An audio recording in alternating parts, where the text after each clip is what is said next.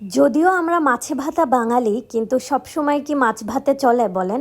এই জন্য আজকে ভাবলাম আমরা একটু চাইনিজ ট্রাই করি। সো আমরা চলে এসেছি একটা চাইনিজ রেস্টুরেন্টে, যেটার লোকেশন হচ্ছে উত্তরাতে এবং এটার নাম হচ্ছে ব্লসম। সো এটার ইন্টেরিয়রটা খুবই সুন্দর এবং তাদের ফুড কোয়ালিটিও আমাদের কাছে খুবই ভালো লেগেছে। যদিও কিছু ফুড আমাদের কাছে তেমন ভালো লাগেনি, এভারেস্ট ছিল।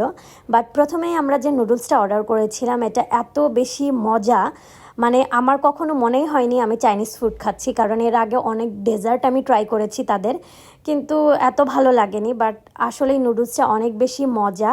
অ্যান্ড সব থেকে বড় কথা, আমি খাচ্ছিলাম অ্যান্ড আশেপাশে দেখছিলাম, কারণ আমি বাঙালি কোনো স্বজাতি আর দেখতে পাইনি, সবই চাইনিজ লোকজন ছিল। তো যাই হোক, তারপরে আমরা খাচ্ছিলাম হচ্ছে এই রাইস বলটা খুবই মজা। উপরে এরকম তিল দেয়া ছিল এবং ভিতরে অফুরন্ত চিজ ছিল, যেটা খুব গরম গরম সার্ভ করা হয়েছিল এবং খেতে অসম্ভব মজা লেগেছে। বাট যদিও এটা আমি ফুল শেষ করতে পারিনি, কারণ এর পরের যে আইটেমটা এসেছিল সেটা একদম আমাদের মনটাই জয় করে নিয়েছে, কারণ এত বেশি মজা। যদিও এভাবে জাস্ট মরিচ দিয়ে ডেকোরেশন করেছে, কিন্তু তাদের খাবার কিন্তু খুবই ভালো, এটা আমার কাছে বেস্ট লেগেছে।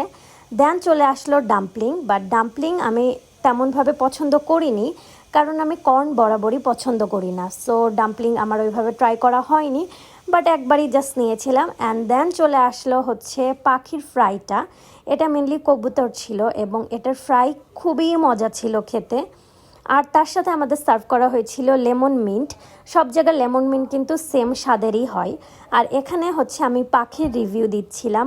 মেনলি আমি যে কোনো মিট খেতে পারি, যে কোনো র মিট দিলেও আমি হয়তো খেয়ে ফেলবো, এটাই আমার হাজব্যান্ডকে বলছিলাম। অ্যান্ড সে আমাকে মজা করে বলছিল, তুমি তো আমার হাড় মাংস খেয়ে খেয়ে অভ্যাস, এই জন্য তোমার র মিট ভালো লাগে। তো যাই হোক, খুব ভালো ছিল, খুব ভালো একটা দিন কাটলো। Thank you.